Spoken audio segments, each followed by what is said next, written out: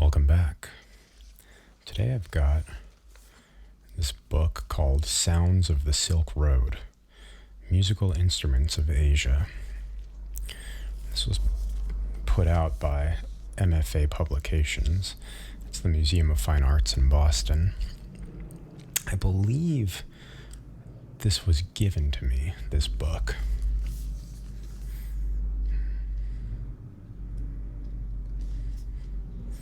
Really cool. I like it a lot. The pictures are amazing. And I don't know if you've ever been to the Museum of Fine Arts in Boston, but one of the really cool things about it is that they have a whole section for musical instruments, where they've got all kinds of old historical musical instruments. It's really cool. This looks like a peepaw from China. I always wanted one of these. I keep meaning to get one. Maybe someday I'll get one. I want to get a good one, though, like a real one. You know, I see them sometimes in stores, but they look kind of cheap or flimsy. I'm not sure what the quality is. And I don't know where to get one. At least around where I live, I'm not sure where to get one that's of, good quality. To be fair, I haven't looked very far, though. Okay. So we've got all kinds of countries here. So director's foreword, acknowledgements, Sounds of the Silk Road, an introduction. So this is split up into East Asia, Southeast Asia, South Central and West Asia. And then we have some other stuff. Oh, we got a map here too. That should be cool. So East Asia, China, Japan, Korea. Southeast Asia, we have Thailand, Burma, Java. And then South Central and West Asia, we have India, Tibet, Afghanistan, Iran, Turkey. This is awesome. There's a lot of ground here to cover. Sort of skim through and see what pokes out to us.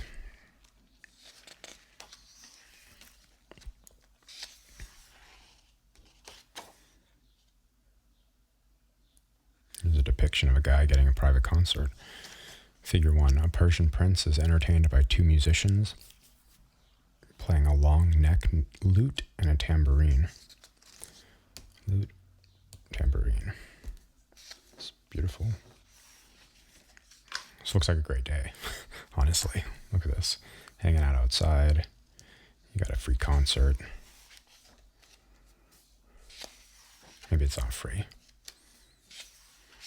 Let's just assume that he paid his musicians. Hanging gongs, very cool.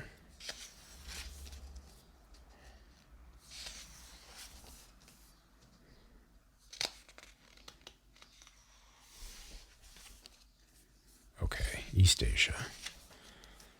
Let's have a look here. So, China. Oh, so there's all sorts of... Okay, I forgot about this. It's been a long time since I've sort of cracked this book open. So, this is cool. It tells not just about the instruments, but about the traditions, the performance traditions. Oh, this is cool. So, talking about genres of traditional Chinese music. This section here is interesting. It's all interesting, but this section is really cool. I'm going to read it to you. Another important genre of traditional Chinese music is known as literati music. As its name implies, this is music with literary associations, an art music genre enjoyed traditionally by an educated class of artists and intellectuals known as the scholar literati. The principal musical instruments associated with literati music are various kinds of plucked string instruments, such as the chin zither and the peepaw lute, which are typically played solo for small private gatherings and parties. The music played on these instruments frequently has literary themes, sonically describing landscapes or the sounds of birds, for example. Such descriptions are often represented programmatically.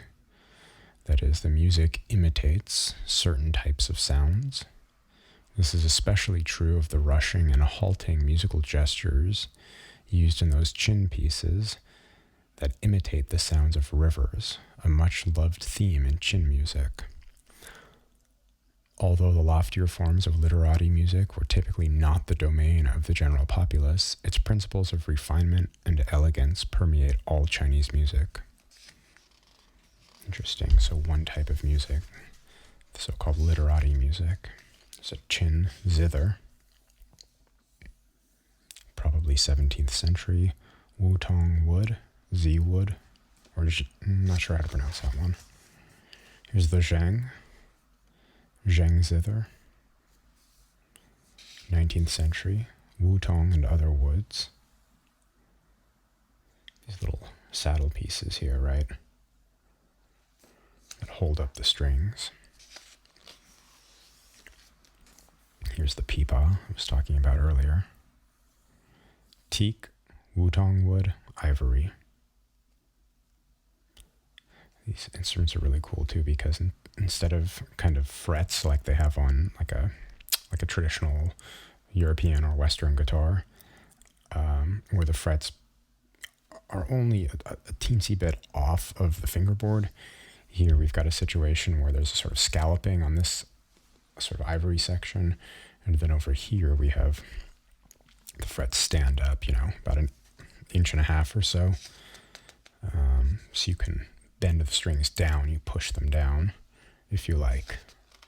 Various vibrato, other pitch bending effects. Oh, this is a flute. It's like an ocarina type of thing. Very cool.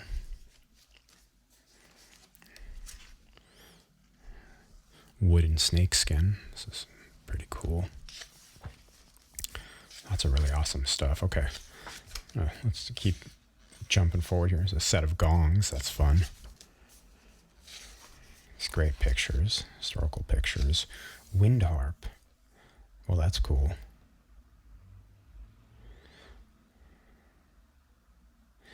The Chinese may have been the first to develop string instruments designed specifically to be sounded by the wind.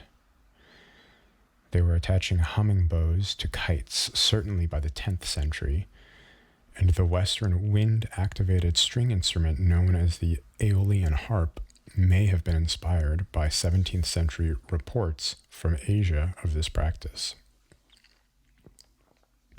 The Chinese humming bow is usually attached to the back, that is the upper side away from the ground, of a bamboo-framed paper kite. A rather complex example of this type of sound maker is the Yao Qin. This wind harp is a set of 7 straight bamboo rods, each with its own tunable cloth ribbon. So each one has a ribbon in it that's tunable. Tunable, I'm assuming, via tension. The rods are mounted on a bamboo frame in the shape of a gourd, sort of pear/butternut squash kind of gourd shape here. Very cool. Which is attached to the kite's string. Although the ribbons may ostensibly be tuned, accuracy would not have been very high, and the resulting sound was probably an enjoyably noisy racket rather than a consonant chord. I like that, an enjoyably noisy racket. That's a great term. Japan. Look at the colors in this picture. This is incredible.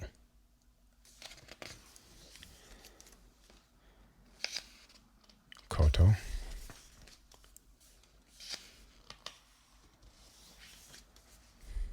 Biwa lute. Biwa, I think. I love the sound holes. These sort of crescent moon sound holes. It's very beautiful. Look at this.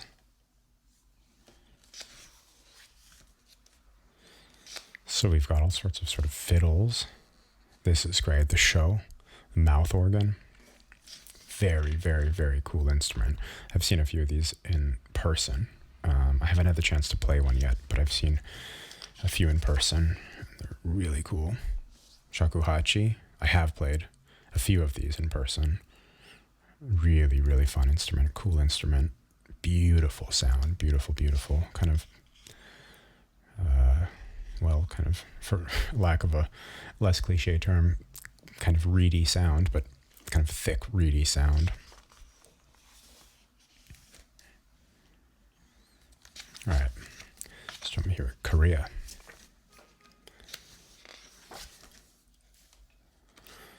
Similar situation. Mouth organ. Bell, beautiful bronze bell. Southeast Asia. Okay, gamelon music.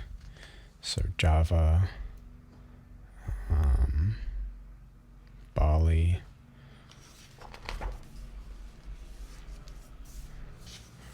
Thailand. Oh wow, look at this. Pinai oboe. It's got this sort of oboe type mouthpiece there. That's pretty cool. Actually, I want to hear about it. Let's find out about this. Pinai. In the West, we are familiar with oboes as double reed instruments, sounded by means of two slips of cane mounted together on a metal tube upon which the musician blows. The Pinai oboe and related wind instruments of Southeast Asia are actually quadruple reed. Interesting. Utilizing altogether 4 slips of palm leaf as the reed. This gives the instruments a richer, less formal sound than that of the European orchestral oboe. Made of hardwood, the Pinai is a stoutly constructed instrument. Its design is curious in being flared not only at the bell, but also at the opposite end toward the player. So a little bit of flaring outward on either end. Additionally, the body bulges in the middle.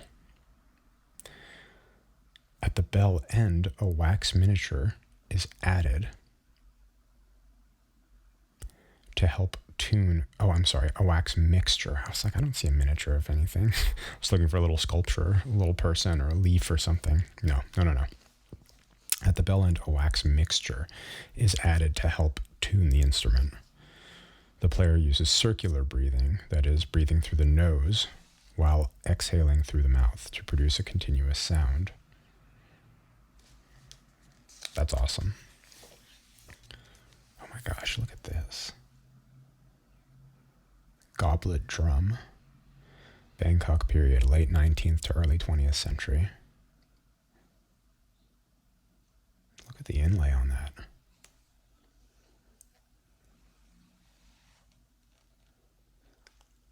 That's incredible. This is mother of pearl inlay. That's really amazing. Okay.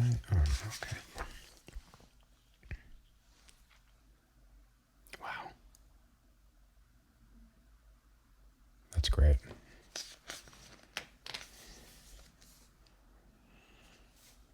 Fiddle and bow.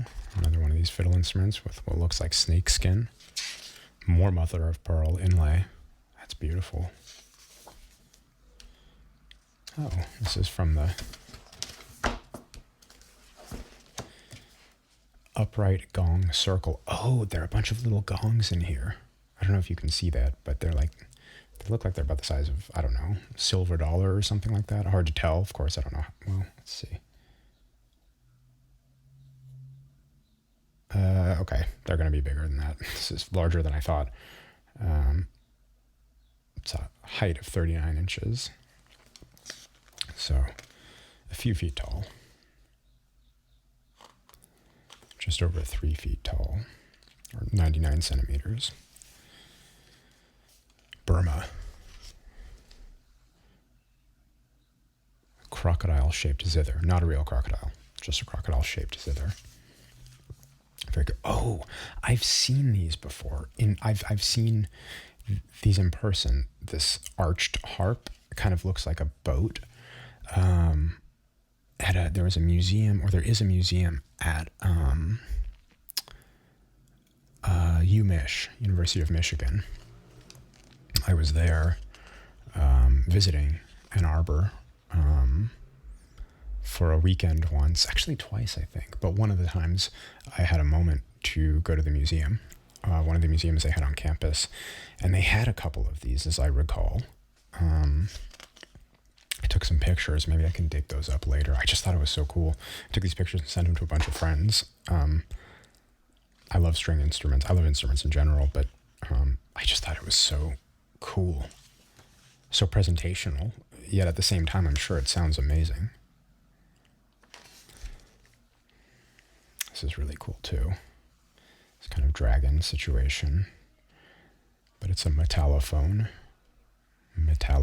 So, like a glockenspiel or kind of like a xylophone.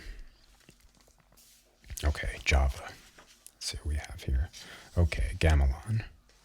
Gamelon setup. If you're not familiar with gamelon music, I highly recommend checking it out. It's not for everyone. I mean, nothing is for everyone, but I quite like it. This is cool. Another metallophone, glockenspiel, xylophone kind of situation. I've heard a few gamelan ensembles live before, both traditional and then also university, like student university groups. Really interesting sound. Lots of interesting harmonics, sort of overtones. This is a beautiful bow, also. This fiddle bow. Gosh, look at this. The metal work was amazing. I feel like I don't have that much to contribute other than my sheer wonder and awe. India. Okay, many musical traditions in India. There's a tambura lute. Here's the famous sitar lute. Here we have George Harrison, the Quiet Beetle. It's back in 1968.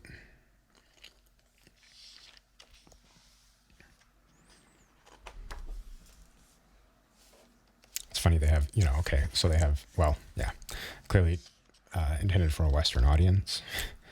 I have a picture of a beetle, George Harrison playing the sitar. Of course, George Harrison was an all-right sitar player, but the master with whom he studied, Ravi Shankar, was truly a master, or at least, I say it as if I know that much about the North Indian classical tradition. I don't know much about it, but I did have the pleasure of seeing Ravi Shankar play before he died.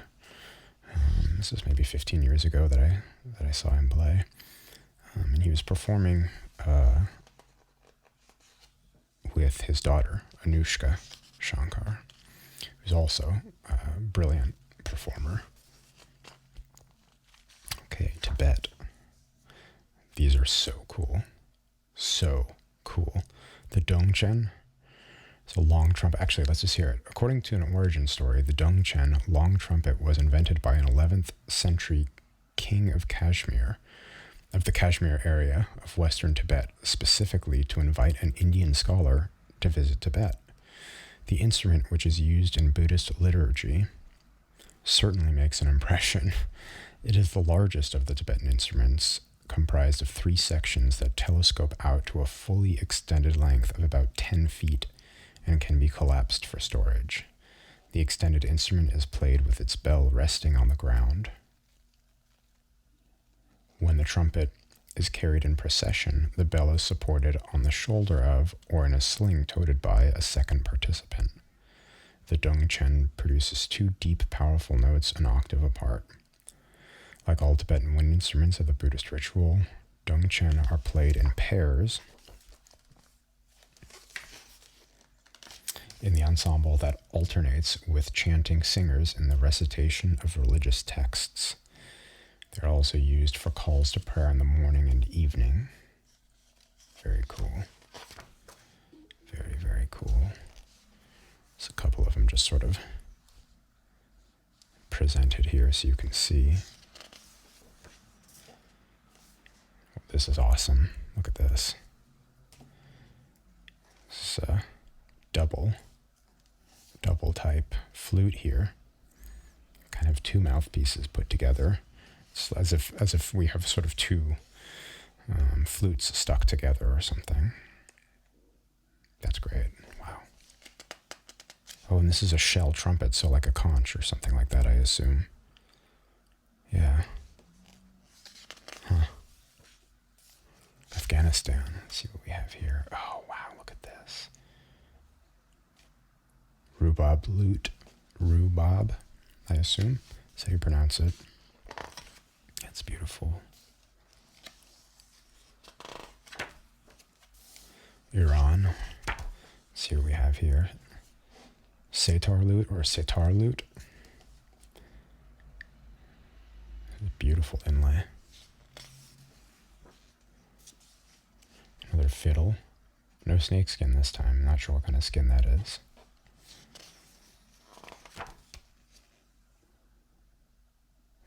Dumbak. Goblet drum. Gosh, look at the inlay. I'm glad they did a close-up here. A detail. This is fantastic. It just says wood and calf skin. So, I don't know if this is dyed wood or if there are, in fact, pieces of ivory in here. Does it say? No, it just says decorated with intricate inlay. Fantastic. Turkey. Oh, yes. Oud. I really want to get one of these ouds. The oud lute. This is popular, if I'm not mistaken, the oud lute is popular throughout the Arabic world. So here, it's in the chapter on Turkey, but I've seen them in contexts of Iraqi music and Palestinian music and Israeli music, things like this. Really, really cool. I really want one of these at some point as well. Zither. Kind of looks like an auto harp. A Western auto harp. Some more oboes. Okay. So I went through that. Pretty quickly. But if you want me to focus on something in the future or really go deep into one of these chapters, of course I can. Just let me know. Otherwise, I hope you enjoyed this. Sounds of the Silk Road, Musical Instruments of Asia by Mitchell Clark. This is put out by MFA Publications, a division of the Museum of Fine Arts, Boston. Beautiful book. All right. Well, thanks for watching. I'll see you all next time.